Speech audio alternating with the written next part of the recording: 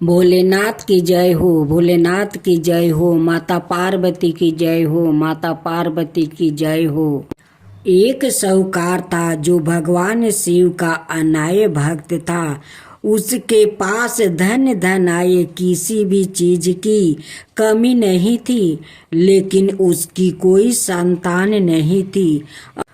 और वो इसी कामना को लेकर रोज शिव जी के मंदिर जाकर दीपक जलाता था। उसके इस भक्ति भाव को देखकर एक दिन माता पार्वती ने शिव जी से कहा कि प्रभु, यह साहूकार आपका अनय भक्त है, इसको किसी बात का कष्ट है तो आपको उसे अवश्य दूर करना चाहिए। शिव जी बोले कि हे पार्वती, इस साहूकार के पास पुत्र नहीं है, यह इसी से दुखी रहता है। माता पार्वती कहती है कि हे ईश्वर, कृपा करके इसे पुत्र का वरदान दे दीजिए। तब भोलेनाथ ने कहा कि हे पार्वती, साहूकार के भाग्य में पुत्र का योग नहीं है।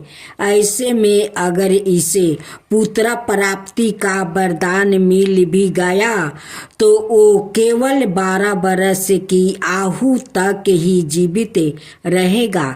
यह सुनने के बाद भी माता पार्वती ने कहा कि हे प्रभु, आपको इस साहूकार को पुत्र का वरदान देना ही होगा। अनाथ भक्त क्यों आपकी सेवा पूजा करेंगे। माता के बार बार कहने से भोलेनाथ ने साहूकार को पुत्र का वरदान दे दिया, लेकिन यह भी कहा कि वो केवल 12 बरस तक ही जीवित रहेगा। साहूकार यह सारी बातें सुन रहा था, इसलिए उसे ना तो खुशी हुई और ना ही दुख।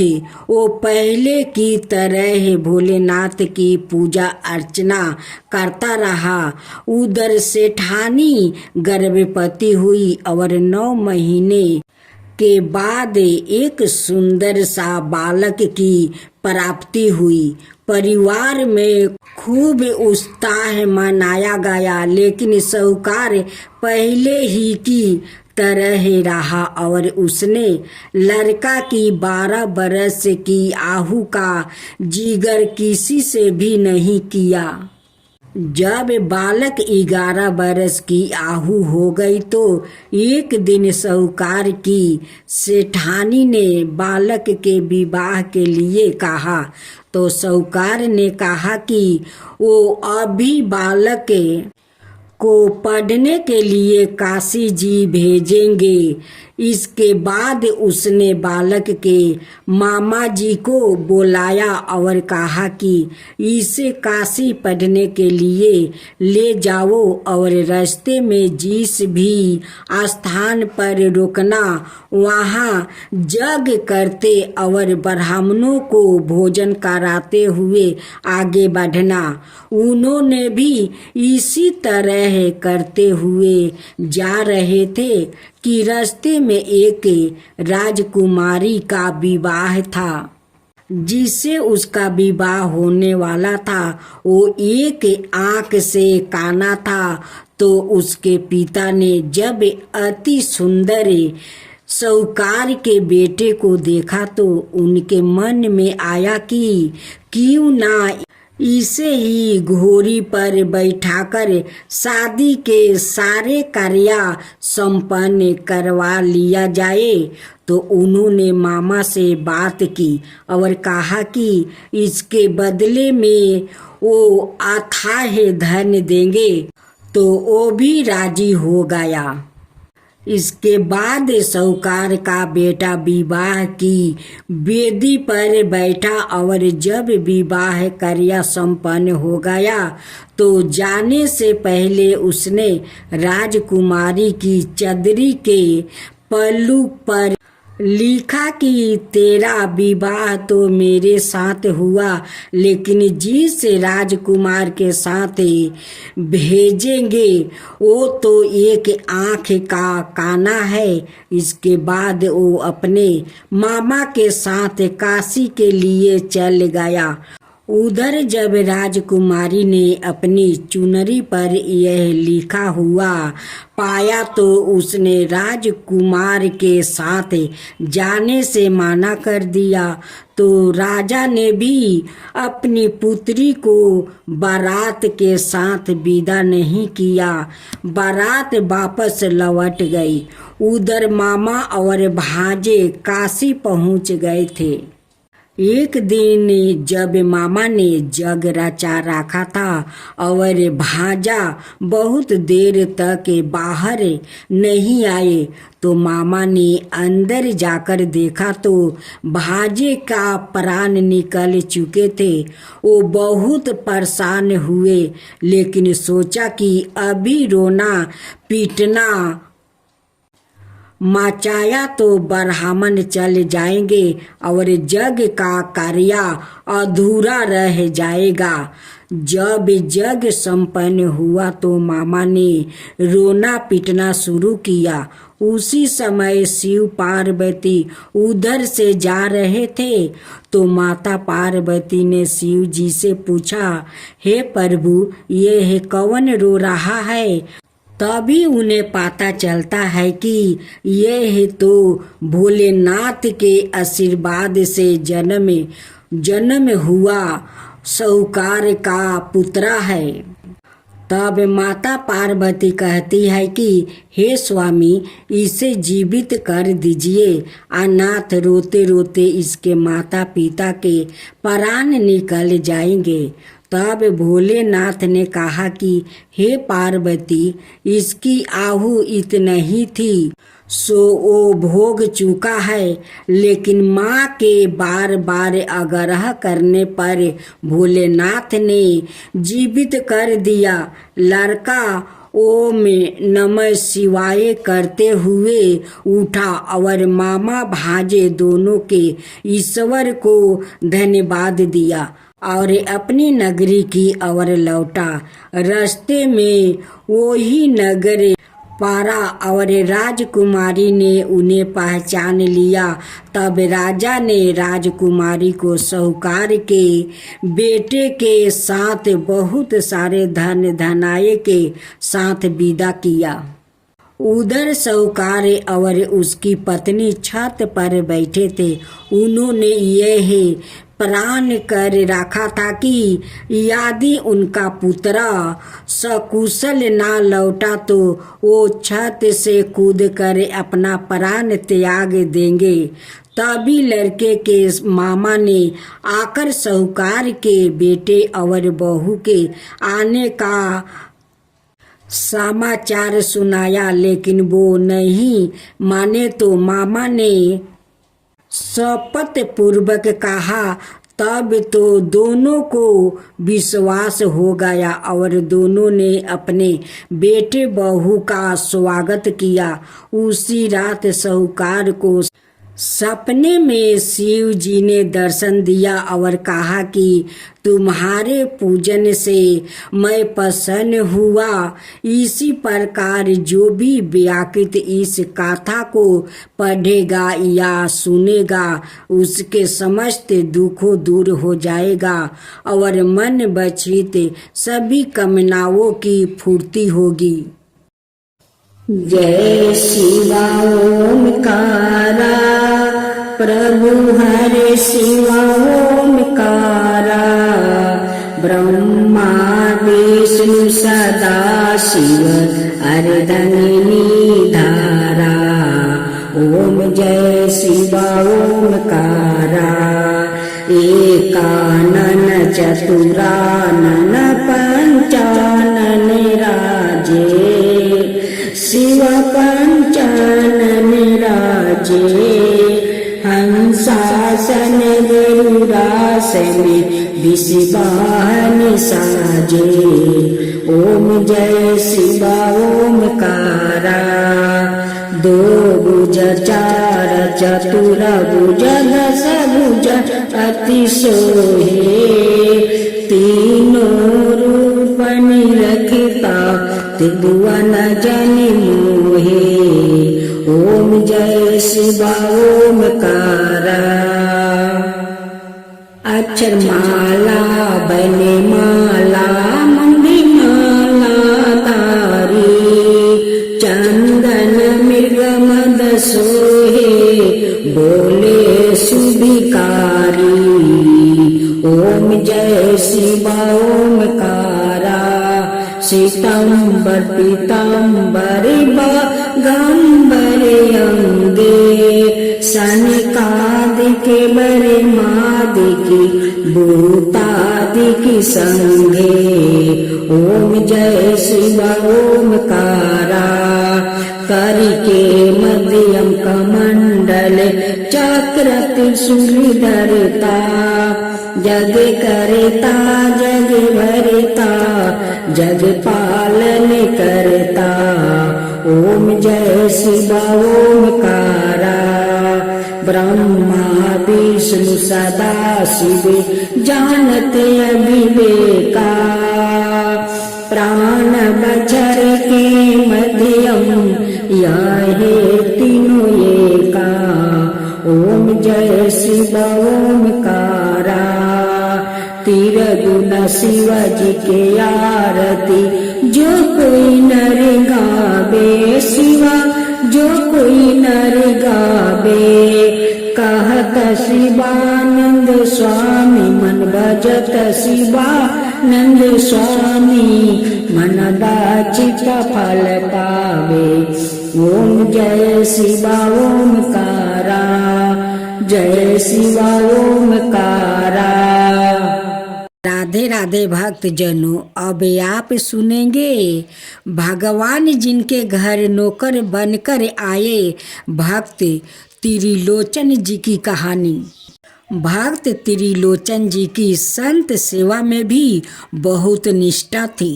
वो भगवान बद्रीनाथ के मंदिर में आने वाले दर्शनियों को बड़े प्रेम से अपने हाथों से भोजन बनाकर खिलाते थे। दोनों पति पत्नी सारा दिन अपने हाथों से भोजन बनाते और साधुओं संतों और श्रद्धालुओं को खिलाते।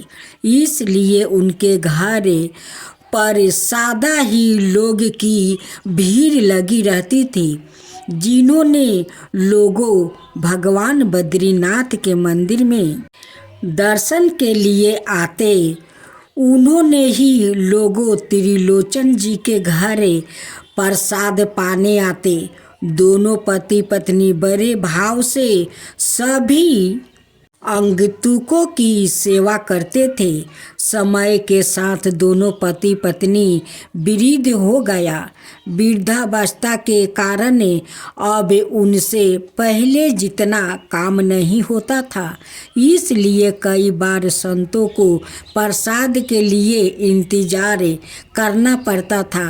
कई बार संत भी उनके काम में हाथ बटाते थे, जिसके कारण उन्हें बहुत दुख होता था। धीरे धीरे उनके घर संतों का आना भी कम हो गया। इस कारण त्रिलोचन जी बहुत दुखी रहने लगे। एक दिन त्रिलोचन जी ने अपनी पत्नी से कहा, हम दोनों अब वृद्धा हो चुके हैं, अब हमसे इतना काम नहीं होता है। इसलिए क्यों ना हम संतों की सेवा के लिए एक सेवक रख ले, जो संतों की सेवा के काम में हमारी मदद करे। त्रिलोचन जी की पत्नी बोली, यह तो बहुत अच्छा विचार है। अगर सेवक आ जाएगा तो हम पहले की ही तरह संत सेवा कर पाएंगे। लेकिन सेवक ऐसा होना चाहिए जो मन लगाकर साधुओं की सेवा करे। त्रिलोचन जी ने कहा, ठीक है। त्रिलोचन जी ने अपने घर के बाहर बड़े बड़े अक्षरों में लिख दिया, यहाँ संत सेवा के लिए एक सेवक की आवश्यकता है। कोई सेवा भाव व्याकृत भीतर आकर संपर्क करे। भगवान बद्रीनाथ श्री कृष्णा से त्रिलोचन जी का यह कष्ट देखा नहीं गया। अगले दिन सवाए भगवान बद्रीनाथ एक किशोर बालक का रूप बनाकर उनके घर आ गया। उस समय त्रिलोचन जी भगवान के ध्यान में बैठे थे। किशोर बालक त्रिलोचन जी को प्रणाम करके बोला, साहेब जी, आपको सेवक की आवश्यकता है। मैं आपके यहाँ सेवक बनकर काम करने के लिए तैयार हूँ। त्रिलोचन जी और उनकी पत्नी ने देखा, एक बड़ा ही सुंदर 15-16 बरस की आयु का एक किशोर बालक उनके सामने खड़ा था। उसने टूटी हुई चप्पल और फटे पुराने वस्तु पहने थे। त्रिलोचन जी ने पूछा, बेटा, तुम्हारा नाम क्या है और तुम्हारे घर में कौन कौन है? बालक ने बताया, मेरा नाम अंतर्यामी है और मैं अकेला ही हूँ, मेरा कोई नहीं। यह सुनकर त्रिलोचन जी और उनकी पत्नी को उस बालक पर बहुत दया आई। त्रिलोचन जी ने उससे पूछा, बेटा, तुम क्या काम करना चाहते हो? वो बालक बोला, साहेब जी, मैं घर के सभी काम कर लेता हूँ। त्रिलोचन जी बोले, हमारे घर में प्रतिदिन सैकड़ों लोगों का भोजन बनाता है। क्या तुम रोज इतना लोगों का भोजन बना सकते हो? वो बालक बोला, साहेब, आप बिल्कुल निश्चिंत रहिए। भोजन बनाने में तो मुझे विशेष साक्षात प्राप्ति है। सैकड़ों लोगों का भोजन बनाना तो मेरे बाएं हाथ का काम है। मैं तो भोजन बनाने के साथ साथ आपके घर झाड़ू, बर्तन और साफ सफाई भी कर दिया करूँगा। यह सुनकर त्रिलोचन जी बहुत प्रसन्न हुए। उन्होंने सोचा, यह तो हमें बहुत अच्छा सेवक मिला है।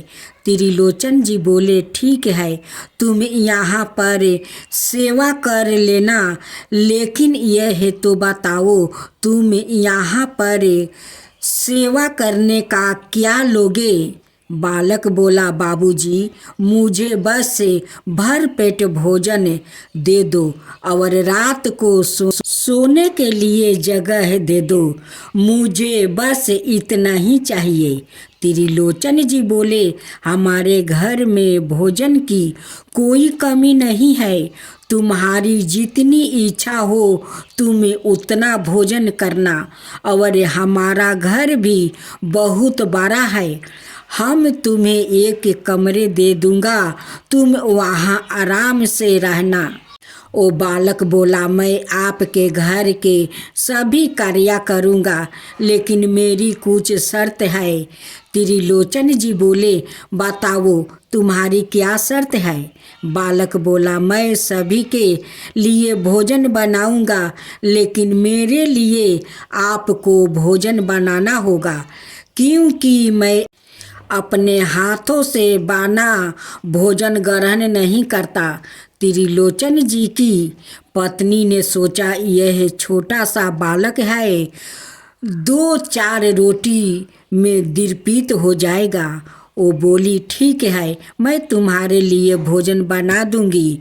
वो बालक बोला, मेरी दूसरी शर्त है, मैं कितना भी भोजन करूं, मुझे कभी यह मत कहना कि तुम इतना क्यों खाते हो। त्रिलोचन जी बोले, तुम भर पेट 4-5 रोटी खा लेना, हम तुम्हें कभी नहीं टोकेंगे। बालक बोला, 4-5 रोटी से मेरा कुछ नहीं होता। मैं दिन भर में एक समय ही भोजन करता हूँ, लेकिन एक बार में 4 से 5 किलो रोटी खाता हूँ। त्रिलोचन जी बोले, तुम जितना चाहे भोजन करना, लेकिन संतों की सेवा में कोई कमी आना नहीं चाहिए। बालक बोला, मेरी तीसरी और आखिरी शर्त है, आप किसी अन्याय व्यक्ति से मेरी चुगली नहीं करेंगे कि मैं इतना अधिक भोजन करता हूँ। जिस दिन आपने मुझसे यह किसी अन्याय व्यक्ति से मेरे भोजन के बारे में कहा, मैं उसी दिन आपका घर छोड़कर चला जाऊँगा। त्रिलोचन जी और उनकी पत्नी ने बालक अंतर्यामी की सभी शर्त मान ली। अगले दिन से अंतर्यामी के रूप में आए भगवान ने त्रिलोचन जी के घर काम करना शुरू कर दिया।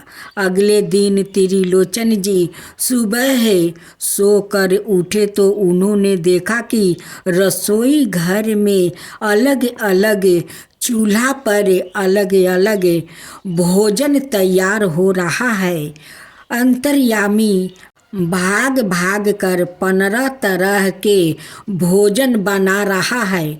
जब तक त्रिलोचन जी और उनकी पत्नी स्नान आदि नित्य कर्मों से निवृत्त हुए, तब तक अंतर्यामी ने सैकड़ों लोगों का भोजन तैयार कर दिया।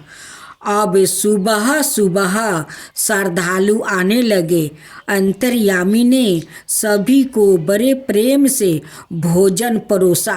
त्रिलोचन जी अंतर्यामी की इस कार्य में मदद करना चाहते थे, लेकिन अंतर्यामी ने उन्हें कोई काम नहीं करने दिया।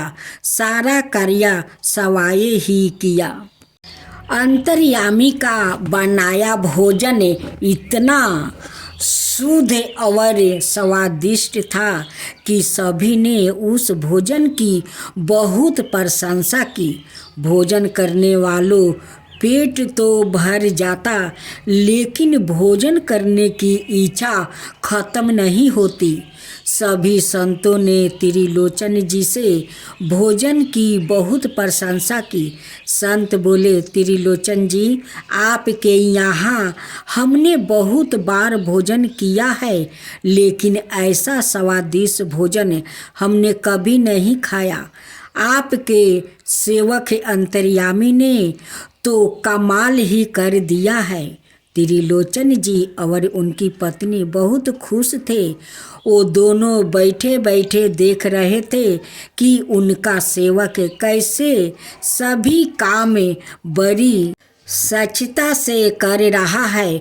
सैकड़ों लोगों को भोजन परोस रहा है, उनके बर्तन साफ कर रहा है, संतों के चरणों दबा रहा है, उनकी सेवा कर रहा है। अंतर्यामी ने दिन भर आने वाले सैकड़ों लोगों को बड़े प्रेम से भोजन कराया और बड़े प्रेम से सबकी सेवा की। शाम के समय सभी काम निपटा कर अंतर्यामी ने त्रिलोचन जी की पत्नी से कहा, मैया, अब मुझे भी भोजन खिला दो, मुझे बहुत भूख लग रही है। त्रिलोचन जी की पत्नी अंतर्यामी के काम से बहुत प्रसन्न थी। वो बोली, हाँ बेटा, तू बैठ जा, मैं अभी तेरे लिए भोजन बनाती हूँ। त्रिलोचन जी की पत्नी ने सोचा, छोटा सा बालक कितना भोजन करेगा, अगर थोड़ा अधिक भी खाएगा तो 5 लोग जितने खाते हैं उतना भोजन बना लेती हूँ। उन्होंने 5 लोग भर पेट भोजन कर सके उतना भोजन बनाकर अंतर्यामी को भोजन करने के लिए बैठाया। सवाए भगवान जो अंतर्यामी के रूप में आए थे, उन्होंने कुछ ही देर में सारा भोजन खा लिया और बोले, मैया मुझे और भोजन चाहिए। त्रिलोचन जी की पत्नी आश्चर्यचकित रह गई। इतने छोटे से बालक ने 5 लोग के बराबर भोजन खा लिया और अभी भी इसकी भूख शांत नहीं हुआ। अंतर्यामी के लिए 5 और लोग का भोजन बनाया गया, लेकिन उससे भी उसकी भूख शांत नहीं हुई।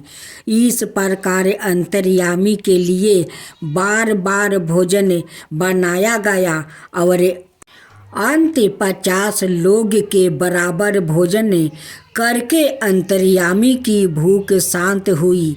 इस तरह इतना सारा भोजन बनाते बनाते त्रिलोचन जी की पत्नी परेशान हो गई।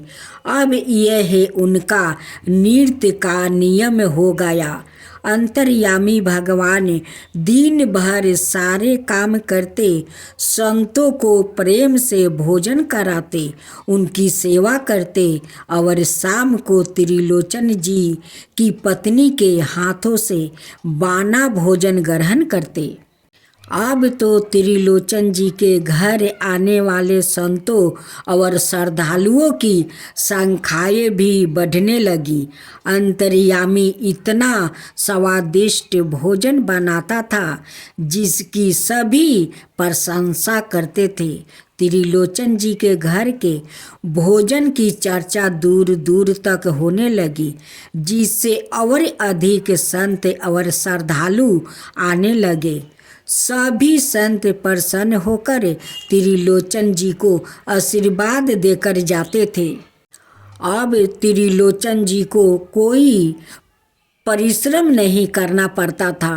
उनके पास कोई काम ना होने के कारण उनके पास समय भी बहुत था, इसलिए वो अपना सारा दिन भगवान के भजन गाने में बिताने लगे। त्रिलोचन जी के घर में दिन भर भगवान के भजन गाया जाने लगा और सत्संग होने लगा, जिससे उनके घर और अधिक संत आने लगे।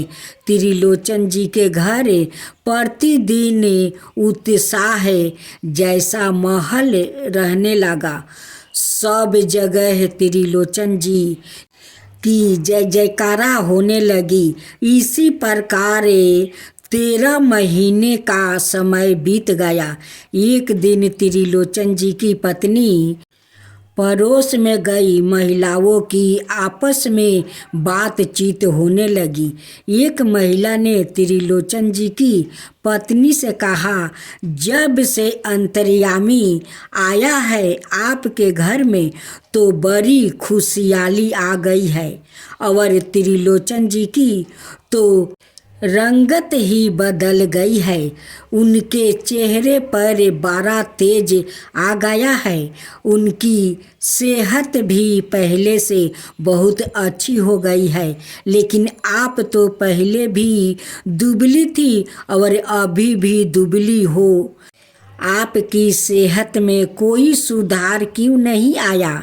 त्रिलोचन जी की पत्नी बोली, मेरा दुख कोई नहीं जानता। अंतर्यामी सबकी सेवा करता है, लेकिन अंतर्यामी की सेवा मुझे करनी पड़ती है। महिला ने पूछा, क्या सेवा करनी पड़ती है? त्रिलोचन जी की पत्नी बोली, अंतर्यामी सबको भोजन बनाकर खिलाता है, लेकिन अपने हाथ से बना भोजन नहीं खाता। उसके लिए मुझे भोजन बनाना पड़ता है। महिला बोली, अरे वो तो 16-17 बरस का बालक है, कितना भोजन खाता होगा?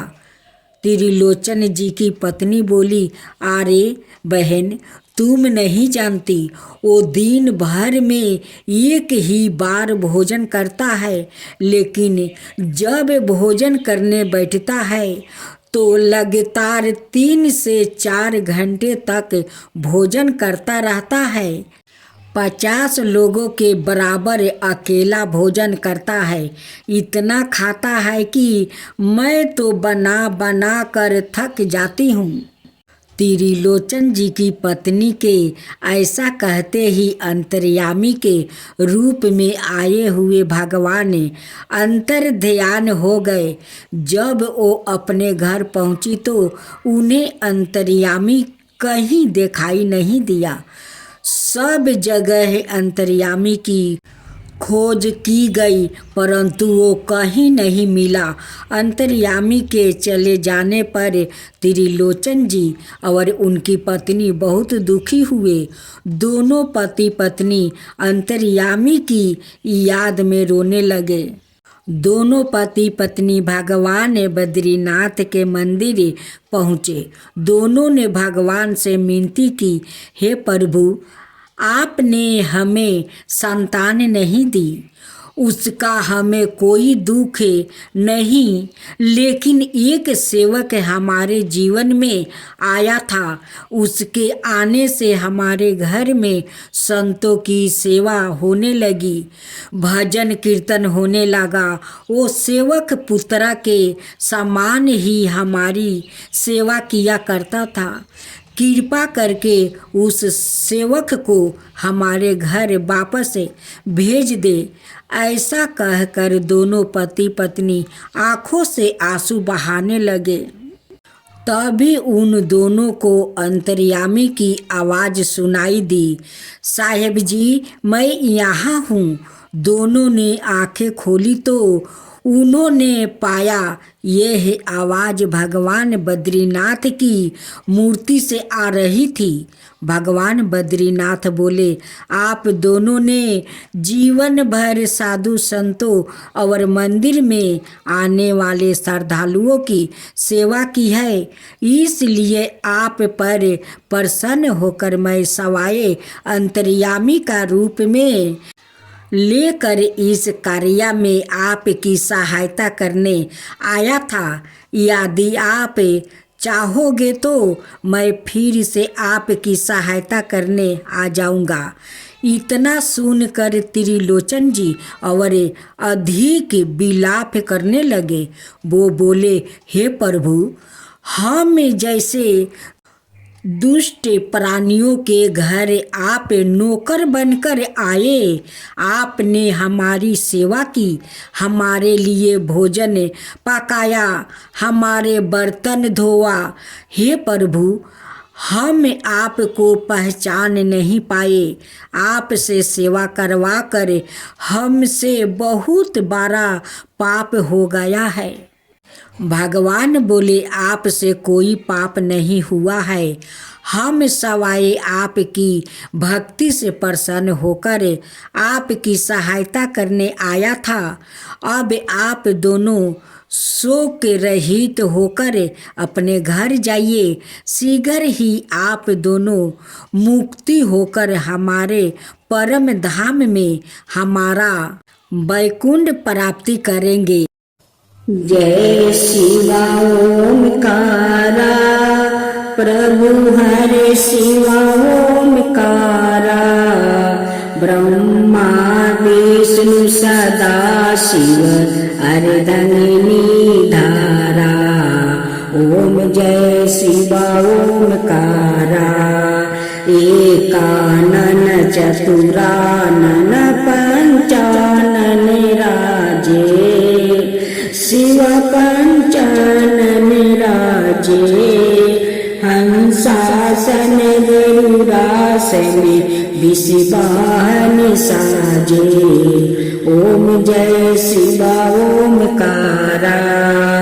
दो भुज चार चतुर भुज दस भुज अति सोहे। तीनों रूप निरखता त्रिभुवन जन मोहे। ओम जय शिवा ओमकारा। अक्षर माला बने माला मंगी माला तारी चंदन मृग मद सोहे बोले सुभिकारी ओम जय शिव ओमकारा शीतंबर पीतांबर गंबरे अंगे सनिकादिके बरे मादिकी भूतादिकी संगे ओम जय शिव ओमकारा करिके मध्यम कमंडल चक्र त्रिशूलधरता जग करता जग भरता जग पालन करता ओम जय शिव ओमकारा ब्रह्मा विष्णु सदा शिव जानते अविवेका प्राण बचर के मध्यम यह तीनों एका ओम जय शिव ओमकारा तीर गुण शिव जी के आरती जो कोई नर गावे शिवा जो कोई नर गावे कहत शिवानंद स्वामी मन भजत शिवानंद स्वामी मन बाचित फल पावे ओम जय शिव ओमकारा जय शिव ओमकारा।